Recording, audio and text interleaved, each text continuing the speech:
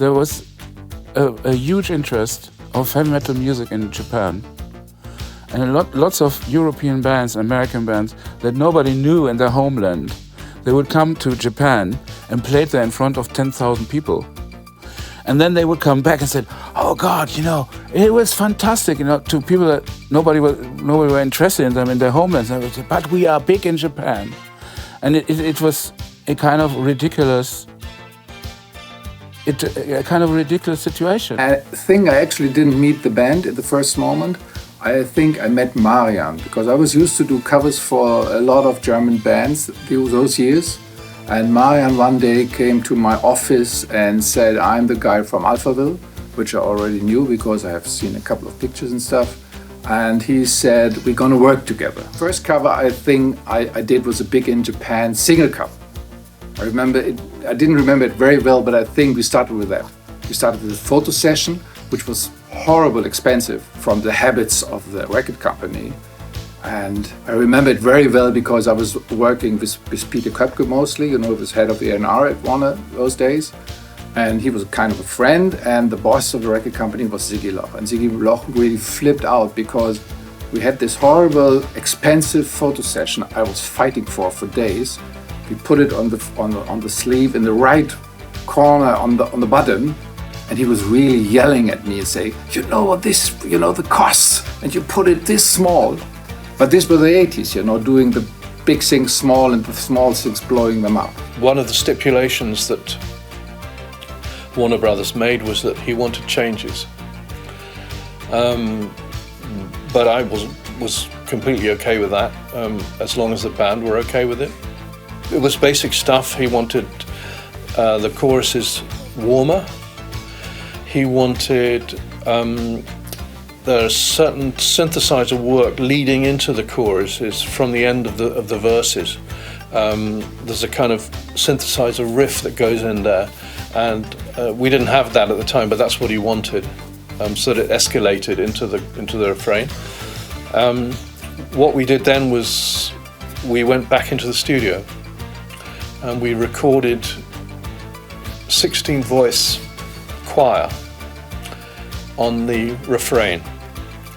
In fact, we tracked it, so there must be at least 32 voices on the back. It was a huge choir.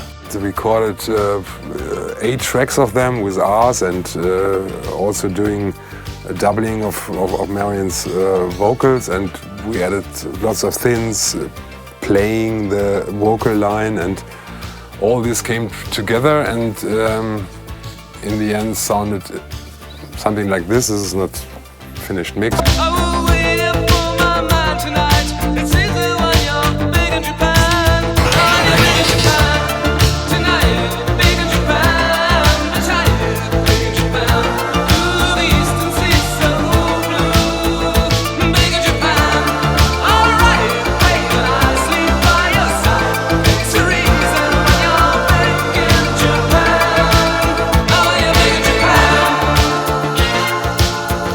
So in the end you could hear this choir getting much too loud. We just added a little texture, a little bit of this whole thing to make the choir a little bit bigger. And this choir actually sounded very strange. And that sounded...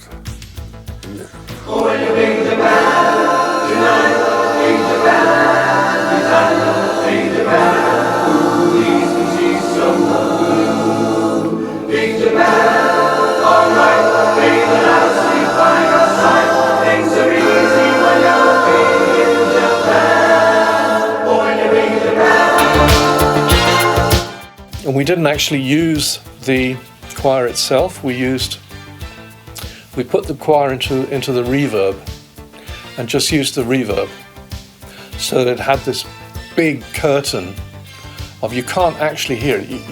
If you listen to the record, all you know is that it sounds like a synthesizer, but it isn't. It's a choir of, I think it's 32 voices.